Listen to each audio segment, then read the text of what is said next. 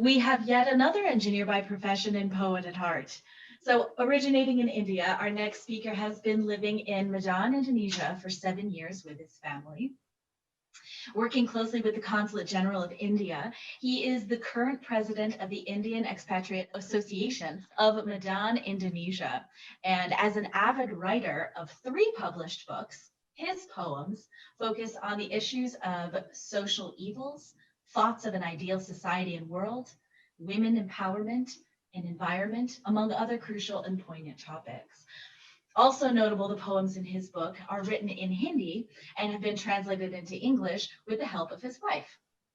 So I have the great privilege now of introducing you to our next distinguished guest, Mr. Ashish Sharma. Thanks, Katie, for the wonderful introduction. First of all, congratulations to you. You are doing really a fabulous job of this, anchoring and hosting this wonderful event of Bipin Bhai's book launch. Bipin Bhai, a big congratulations. Thank you. Bipin Bhai, a big congratulations to you. Thank you so much. It's really a wonderful, proud feeling for me also to be a part of such a fabulous event. First of all, before I start reciting Bipin Bhai's poem, I call him Bhai and he called me Bhai. Bhai in India means brother.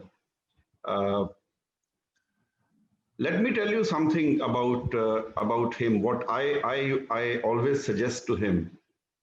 I have always suggested him that you should name your pen as the name Paras. The poets, they always, give names to their pens, especially the Hindi and, Urdu poets, they name their pens. So I always tell him that you should name your pen as Paras. Now, let me tell you what is Paras. In our Indian mythological, stories, you come across, a stone called Paras, which is believed that when Paras touches anything, it turns that thing into gold. So this is what I feel, that his pen has that power that when he touches a word, that word turns into gold, and all that golds, when they come together, it turns into the treasure of poems what he has written. So I would say that everybody should join me, first of all, congratulating him for this big treasure, what he is giving to the world today in the form of his poems. So I hope he would, take my suggestion very seriously and start naming his pen as Paras. All the panelists have already, done their part very well. I would, like to recite his poem, and the name of the poem is Old News. Old News. I mean, really, it's just a commendable job he does in his poems. His observation is so accurate and so in depth. How many of us have seen a rocket coming into your houses, and especially the people, especially in India, in the morning itself, when a rocket flows from the street straight into your doors. And that rocket is basically nothing but a newspaper folded. It comes like this. So that's what the poem is about. The poem is titled Old News. Let me recite it for you. The day would start with me as a rocket hurled into the house by a newspaper boy on a creaky cycle.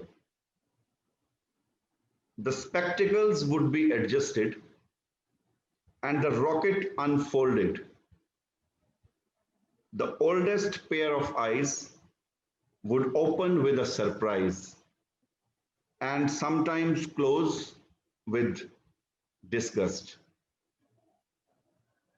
In the folds of that rocket, now you see the beauty.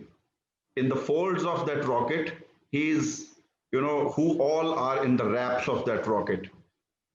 In the folds of that rocket was the US president and the village president rubbing shoulders and hugging their voters. You see, he has touched all the aspects in these 4 lines. What all the newspapers have these days. I would like to repeat these lines for the audience. In the folds of that rocket was the US president and the village president rubbing shoulders and hugging their voters. I continue. Other eager eyes waited for the news and for the rocket to change hands. It moved all over until it reached the baby in the cradle, who saw some pictures and let out a cackle. By then, there was nothing new in the news. By then, there was nothing new in the news, nor were the folds of the rocket visible. It would find a place in some corner until another cycle stopped at the door and another boy held a weighing scale to buy 20 kilos of old news and a shapeless old retired rocket. Wonderful poem. I would say more than a poem, it's a wonderful observation which one can, bring in for, I can never imagine to write a poem on the newspaper that's coming as a rocket and going as a retired rocket and all that. It's only Bipin Bhai can do, because he has the capability, as I told, he has a capability to turn the ordinary to the extraordinary. That is what he has the beauty of doing it. I remember that, during our PLG meets and all that, he has once recited a poem about hair. And there I was imagining how somebody could write a poem on the hair. So, and the comb, I think, right? It was a hair and the comb, hair and the comb story.